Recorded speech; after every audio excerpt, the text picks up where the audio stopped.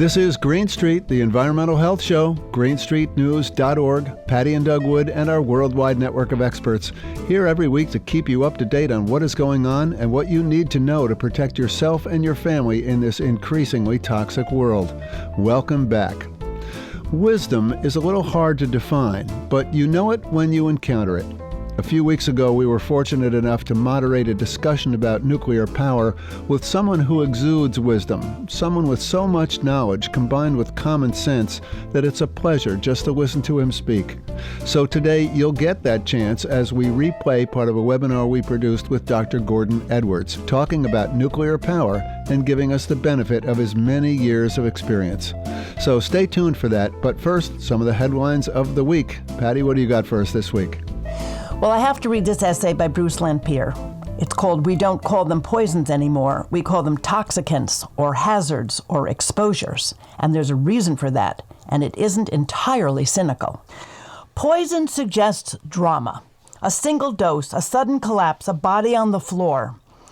Most toxic chemicals don't work that way. Lead doesn't strike like cyanide. PFAS doesn't announce itself with foaming at the mouth. These are slow poisons, slow doses, repeated over years, acting quietly on developing brains, bones, and blood. Jargon helps us say that. It buys precision. It reminds us that dose, timing, and vulnerability matter. But jargon has a side effect. It anesthetizes. Toxicant sounds technical, almost polite. Acceptable risk sounds reassuring, like a seatbelt rating. Below regulatory threshold sounds safe enough to stop worrying. None of this means scientists should abandon precision. We need words that distinguish acute poisoning from chronic low-dose harm. But we should also ask what we lose when our words grow too careful. The danger isn't that jargon is wrong. It's that over time it can make slow violence feel ordinary. And ordinary things rarely feel urgent. If language can anesthetize, it can also awaken. We can be precise without being euphemistic. We can explain mechanisms without erasing responsibility. And when harm is preventable, perhaps the most honest word is still the simplest one: poison. Wow. Interesting. All right. I have a new study from the Rudd Center for Food and Policy Health at the University of Connecticut that found that U.S. food companies disproportionately marketed ultra-processed foods, including candy, sodas, snacks, and fast foods, to Black and Hispanic children, teens, and adults. Back in 2010, Rudd Center researchers found an increase in fast food advertising geared towards children, and they found that Black children were exposed to 50% more fast food ads than their white peers. Wow. Many fast food brands today employ celebrities from Black and Hispanic communities who can encourage young people of color to purchase their products. McDonald's, for example, has partnered with rappers Saweetie and Travis Scott. A spokesperson for McDonald's said the company believes in marketing responsibly and ensuring advertising reflects the diverse customers and communities we serve. The fast food giant claims it is helping lead the industry on self-regulation regarding advertising to children, including, quote, balanced menu offerings and responsible marketing to kids under age 12.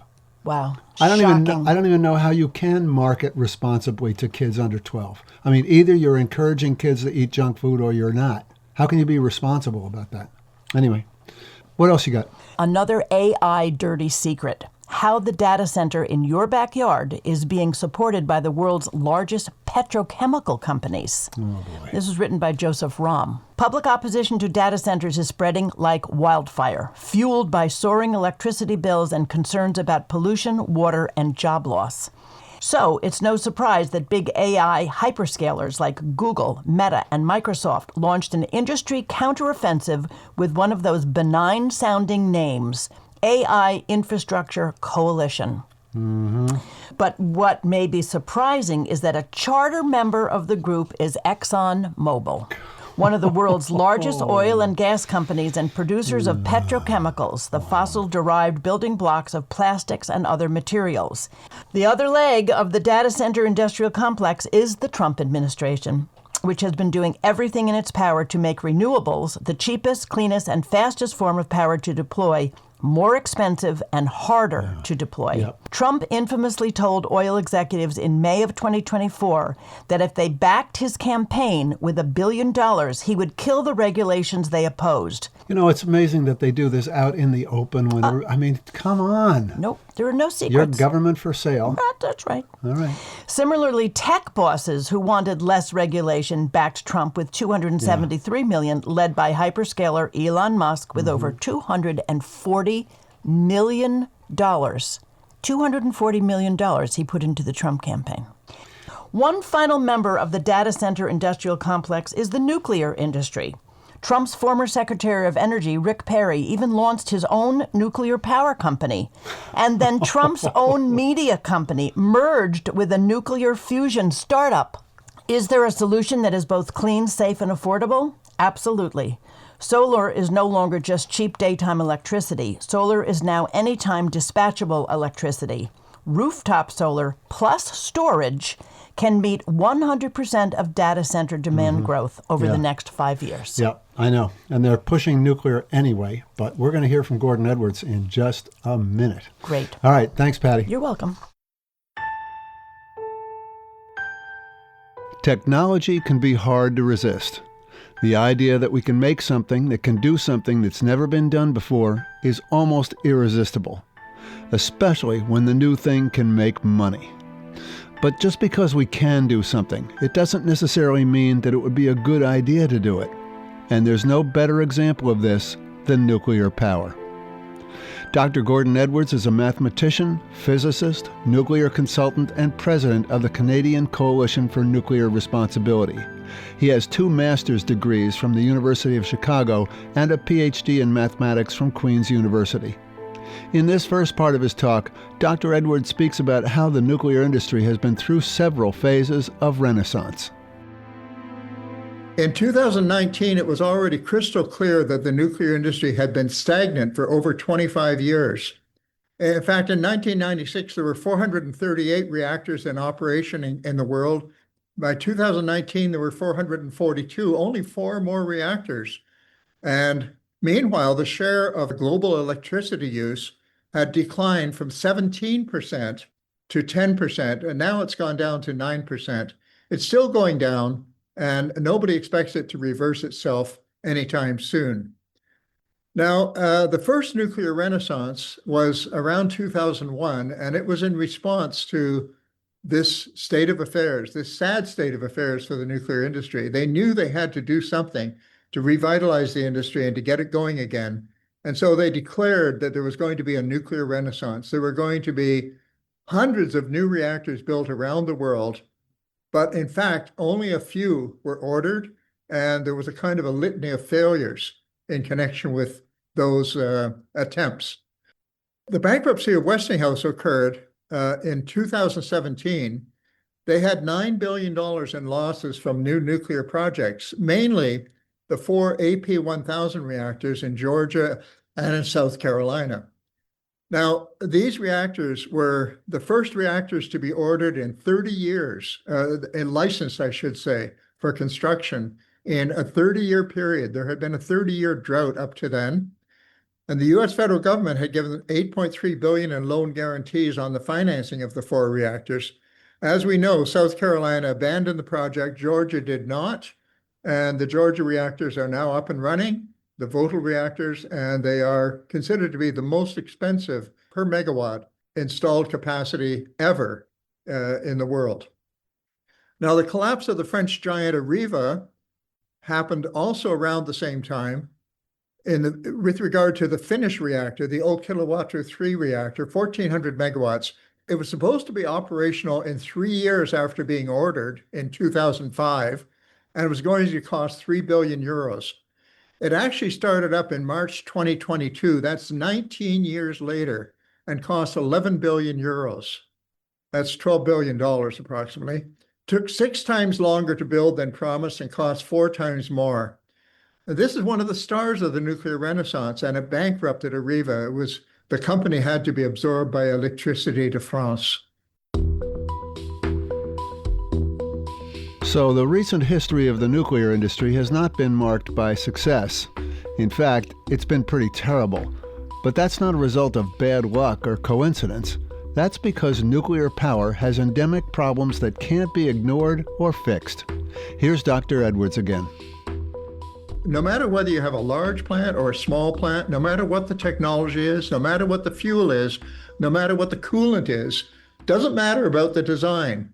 There are certain things about nuclear fission which are fundamental. Henri Becquerel in 1896 discovered radioactivity. He discovered that lumps of uranium ore or thorium ore taken from the ground are radioactive. They give off a kind of an invisible ray which will expose photographic plates even if they're wrapped in thick black paper. You can't see radioactivity, but if you put one of these rocks in a cloud chamber, you can see the tracks that are condensation tracks of the radioactive emissions that are given off from uranium ore or from thorium ore. Now, the amazing thing about this energy that's pouring off of this rock is that it has been going on for millions and millions and millions of years without stopping, 24/7, day and night, constantly pouring out. Now, it wasn't too difficult for the scientists to do a calculation to figure out how much energy that was if you added it up over a few thousand years. And it was clear that it would be enough to cause major damage to the Earth. And in fact, it did later on. The city of Hiroshima was destroyed by one uranium bomb on August 6, 1945. Radioactivity cannot be speeded up or slowed down. It cannot be stopped. It cannot be turned off. That's why we have a radioactive waste problem. These radioactive materials are dangerous to living cells. They cause cancer and other diseases. And so we have to keep them out of the environment of living things if we want to have a safe environment.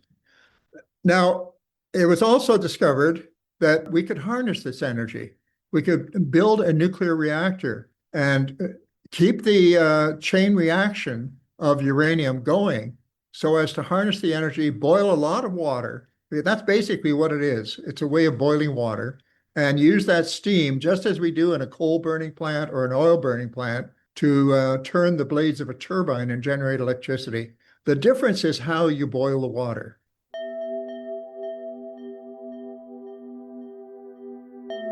You can't talk about nuclear power without talking about uranium, the key building block of nuclear technology.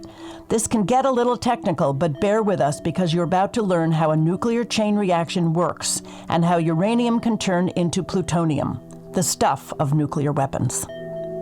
Uranium turns out to be the key element in all nuclear fission technology. Without uranium, there would be no nuclear weapons of any description and no nuclear reactors of any description. So uranium is the key. When a neutron strikes a fissile uranium atom, that's a rare kind of uranium called uranium-235. It's only 7 atoms out of 1,000. When you mine uranium out of the ground, 7 atoms out of 1,000 are this type of uranium. But that's the kind that is needed for a nuclear chain reaction, because when a neutron strikes one of these atoms, the atom splits into 2 smaller atoms, which are highly unstable and therefore intensely radioactive. And the result is energy is released and these fission products are created, which are the bulk of the radioactive waste from nuclear reactors, and more neutrons are given off. Now, those more neutrons are important because they trigger more fissions and maintain a nuclear chain reaction, whether that's uncontrolled, as in the case of an atomic bomb, or whether it's carefully controlled, as in the case of a nuclear reactor. So what do the extra neutrons do? Well, as I said, they keep producing fission products. Every time an atom splits, you have 2 radioactive fission products. But they also turn some of the uranium into plutonium. In fact, the uranium that doesn't split becomes heavier and becomes a transuranic element, which we don't find in nature. In addition, these extra neutrons collide with non-radioactive elements that are just sitting there in the concrete and the steel of the reactor itself, and turn those atoms into radioactive atoms. These are called activated atoms. So radioactive atoms are created right in the makeup of the steel and the concrete. And that's why the decommissioning of a nuclear reactor is very difficult. But one of the most significant things is that when a neutron hits a uranium-238 atom, uranium-238 is the most abundant type. It's over 99% of all the uranium we mine from the ground. When hit by a neutron, it turns into a heavier than uranium atom called plutonium. And that turns out to be a powerful nuclear explosive. In fact, it's the backbone of all the nuclear arsenals in the world today. So those extra neutrons are very important for people who have nuclear weapons programs. That's where they get their plutonium from. In fact, the very first reactors that were ever built were built for the sole purpose of producing plutonium for bombs.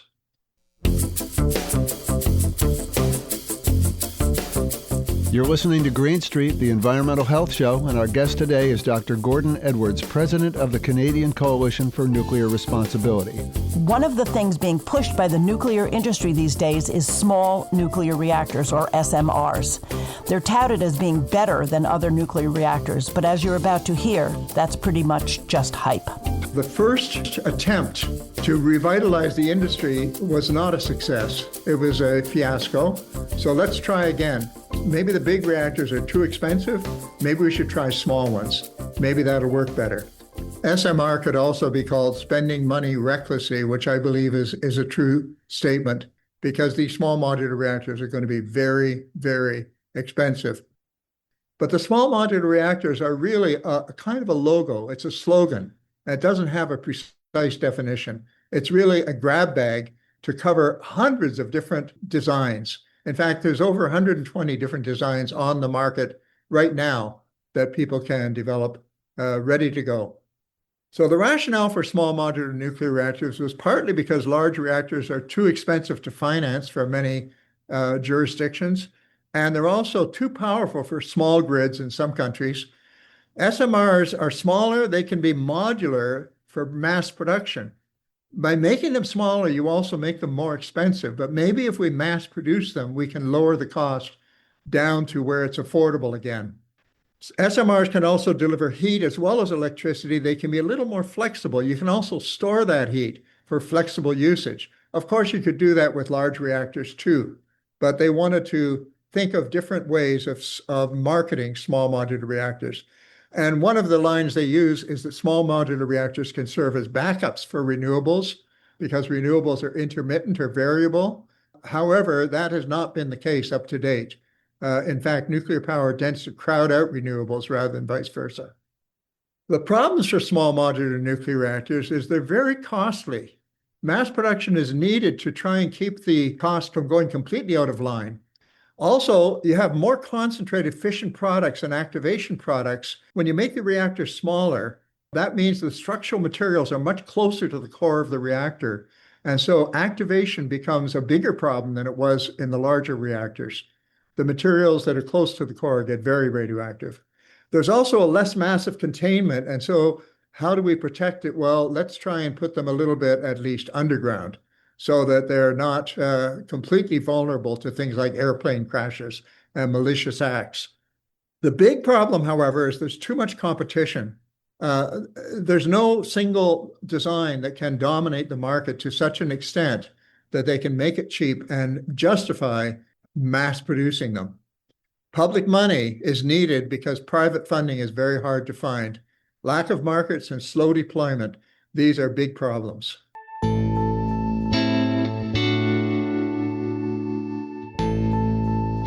Not only are small nuclear reactors plagued with the same problems as their big nuclear cousins, but the timing for SMRs is just terrible. The world is moving on to safer, more affordable power sources. One of the big problems that nuclear industry has with marketing its small modular reactors is that solar and wind are so much cheaper, even with storage. And the thing is that every year, solar and wind get cheaper and cheaper, and nuclear gets more and more expensive. And also the storage is getting cheaper and cheaper. So it's a double whammy. The poor nuclear guys are facing stiff competition. And in fact, the solar and wind are growing at an exponential rate worldwide, far, far faster than anything that's happening in the nuclear domain. The COP28 in 2023, you remember, the previous COP, they made a pledge worldwide, over 200 nations, to triple renewable energy and double energy efficiency by 2030. Whereas the nuclear guys got together and 25 of them made a pledge among themselves, not an official pledge, to triple nuclear power by 2050. Notice that's 20 years later.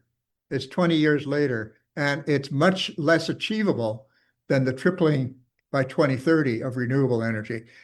Meanwhile, people often say, well, if you phase out of nuclear, if you devalue nuclear, then you're going to have rising greenhouse gases. You're going to have more climate change. Germany shut down all of its 17 nuclear reactors, all of them, on time, on schedule, and they have been reducing their greenhouse gas emissions while they have phased out nuclear power.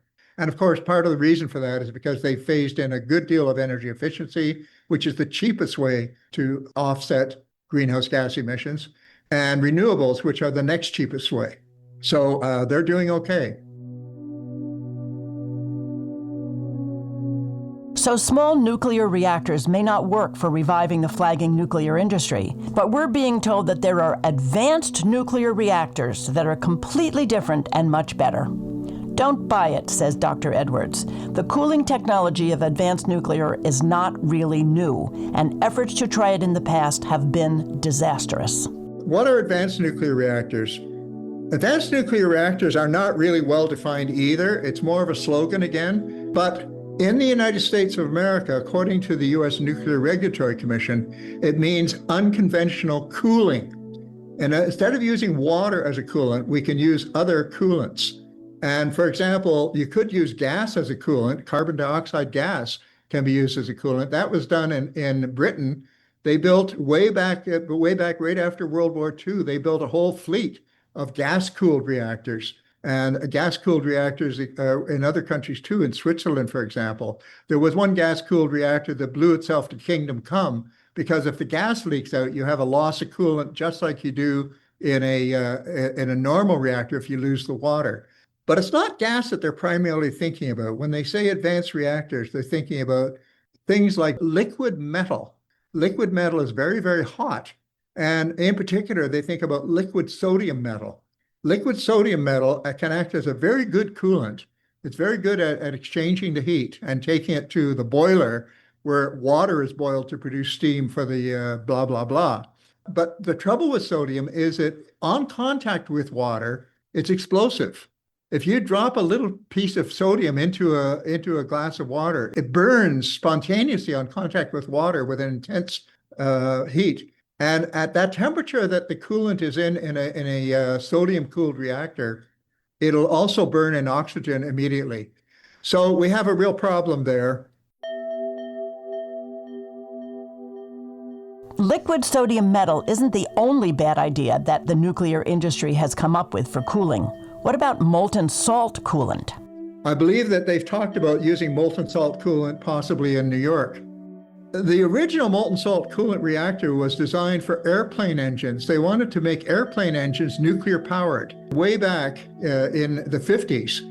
It was canceled in 1961 by President Kennedy, who saw that it was an enormous waste of money, so he just terminated it. In 2017, there was a news article saying the contaminated molten salt reactor experiment may have to be entombed in concrete because they don't know what to do with this. All of the molten salt is thoroughly contaminated with radioactivity. It's full of fission products. It's highly radioactive. It's highly corrosive, and they really don't know what to do with it. So another advanced concept is liquid sodium metal coolant. Now, the first one was the experimental breeder reactor. A breeder reactor is a reactor that makes more fuel than it uses. So you could use a certain amount of plutonium as fuel originally and get a little more out of it at the end of the day. You'd have to reprocess that spent fuel to extract that plutonium so that you could then reuse it as fuel. Now, they have a great problem with the fuel from that reactor because it's infused with liquid sodium and they can't get it out very easily, and they can't bury it underground because contact with water will make it undergo a violent chemical reaction. So it's a real problem. The liquid sodium-cooled Fermi 1 reactor outside of Detroit melted in 1966. Some of the fuel melted, only a few rods. But that was enough to make it a complete fiasco and a complete shutdown. It was fueled with weapons-grade uranium, not plutonium, but it was intended to breed plutonium. It's completely shut down, and it's joined the ranks of the cripples in history, the nuclear cripples. Now, the Super Phoenix in France is a large, over 1,000 megawatts breeder reactor, sodium-cooled, widely considered a technological and economic failure due to extreme costs, approximately 9 billion euros, immense political pressure, and poor reliability. It operated for only a fraction of its lifetime, roughly 12 months in 10 years. So that's not a very good performance record, you must admit. So it was a technical fiasco and an economic fiasco, and it was never repeated since. Germany completed building a sodium-cooled reactor, but looking at the experience of France, they decided never to operate it. They simply decided to shut it down, even though it was complete, and they turned it into an amusement park. Construction took place from 1973 to 1985. It cost about $4 billion to build, and it never went online at all due to intense public protests and safety concerns. In Japan, the sodium-cooled Monju breeder reactor only operated for less than a year in 3 decades. And it's been plagued by accidents, cover-ups, and cost overruns. Now, in Britain, they had a nuclear reactor that actually ran for a certain period of time, from the 1950s way up to 1994. It was active during that period of time, not always at full power, of course. But the Dunray nuclear breeder is considered a technical success for pioneering what's called fast reactor technology, but it's an environmental and operational failure due to significant radioactive contamination, safety breaches, high decommissioning costs, and it spewed fuel particles onto nearby beaches. These fuel particles are called nuclear fleas, and they're extremely radioactive. It's spent fuel in miniature. They're little particles of spent fuel. That sounds great, doesn't it? Just what we need, a nuclear reactor that spits out pieces of radioactive waste. It's almost funny that the nuclear industry is pushing these advanced nuclear reactors. Maybe they were hoping no one would remember the past.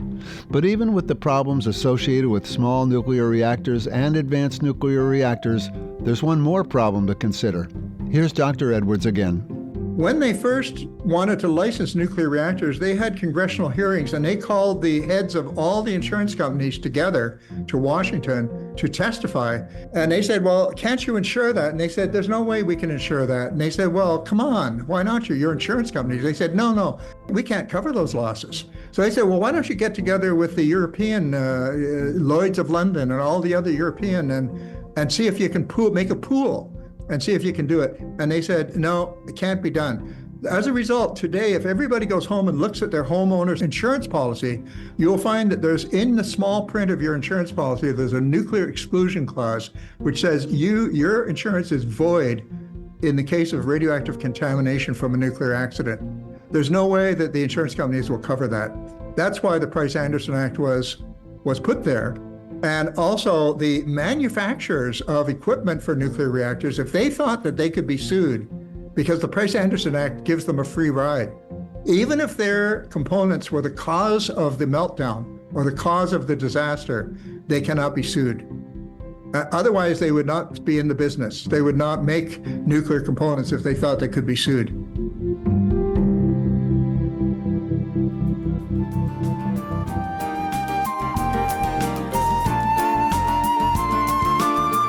Dr. Gordon Edwards, president of the Canadian Coalition for Nuclear Responsibility, with some wise words about the nuclear industry and some cautionary tales for those who would push us backwards into the era of nuclear power. You can see Dr. Edwards' full illustrated talk on our website, greenstreetnews.org. That's going to do it for our show today. Patti and I will be back next week with another edition of Green Street. Thanks for listening.